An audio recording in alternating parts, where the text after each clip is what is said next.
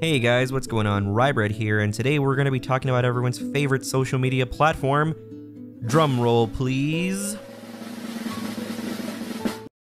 Twitter.com.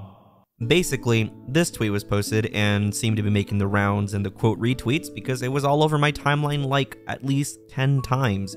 It's nothing special, it's the same argument people have over the Bumblebee designs and specifically whether or not they are the best movie designs we've ever had or if they will be the best movie designs we've ever gotten, especially with Rise of the Beasts and how Wheeljack turned out. It seems like people just won't stop talking about this in particular.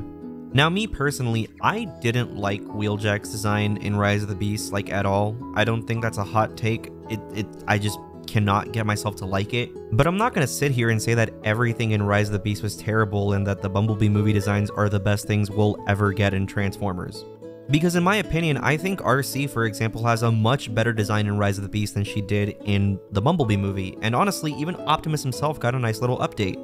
Plus, if you've watched the shorts where I'm ranking Transformers designs, you'll see that I don't always give the GOAT status to the G1 version of the character because guess what? Sometimes G1 isn't the best design. And that's not saying I don't like G1, I just don't think that some of the character designs are as good as people think they are. Like Dragstrip, I mean, he literally just looks like blocks of cheese with a Lego piece on his chest and wheels on his shoulders. That's not very creative in my opinion. But I'm getting slightly off topic. The main point of this video is that I want to reiterate that Transformers has never had one consistent design or art style, it's always been switching it up.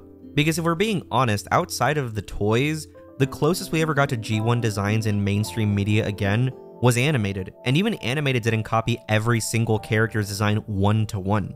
I'm not the biggest fan of Beast Wars because simply put, it just isn't my thing, but to a lot of people, it is, because it's what they grew up with, and it's such a unique take on the franchise that it could almost be its own thing.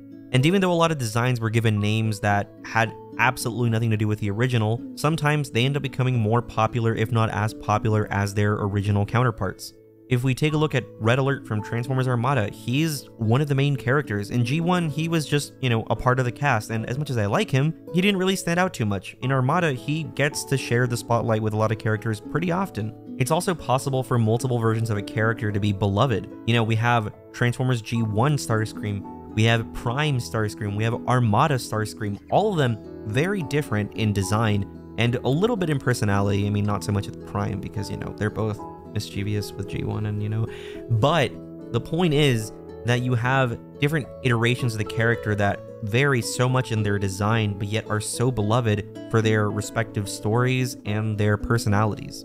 One of the major complaints with the Bayverse designs is that they just simply have way too much going on and that there's like a visual overload. And yeah, I can agree with that. I see where people are coming from. However, I also think that it was just cool for being its own thing in the movies. I mean, we got some of the coolest on-screen transformations because of those designs. And just as a little side note, we kind of owe the Bayverse designs a lot more than people think because they're partially the reason for the designs in Transformers Prime. Prior to the Bayverse movies, a lot of Transformers designs were just really blocky and were really round, and the Bayverse designs kind of gave us more sharper edges or dimensions, and that's something that Transformers Prime took a lot of inspiration from and ended up giving us some really cool designs. I don't want to ramble for too much longer, so I'm just gonna say this. The Bumblebee movie designs are good, they're really awesome, but I also think that we could just do a lot better for some of the characters. For example, Ironhide and Ratchet. I love these two characters, and I do think that their G1 designs are really good, but in the case of Ratchet, I like when he deviates from Ironhide. I like when he looks different, and the same goes for Ironhide. I think his Bayverse design is really freaking cool. I can enjoy both of their presence in G1, but I have to admit I prefer them having their own unique designs. I don't think that Wheeljack's design in Rise of the Beasts is any indicator that we're slowly gonna revert back or go into worse designs, because in my opinion, Rise of the Beast gave us some really solid designs, and some of them are actually kind of my favorite. In fact, I'm really excited to see what other characters are added in this style. I would love to see new designs for Jazz, Ratchet, Sideswipe, and any Decepticons really, because if there's one thing I do hope the movies improve on is their villains. Granted, Scourge was excellent. I love Scourge, but I also just want to see more Decepticons in general, and I want them to have as much of a focus on personality as the Autobots. Okay, but now I'm rambling. How do you guys feel about the Bumblebee movie designs? How did you feel about Rise of the Beast if you've watched it? And how do you feel about a potential sequel in the works? I'm sorry this is my first major video since we've hit 1,000 subscribers, which, by the way, thank you so much. You have no idea how much that means to me.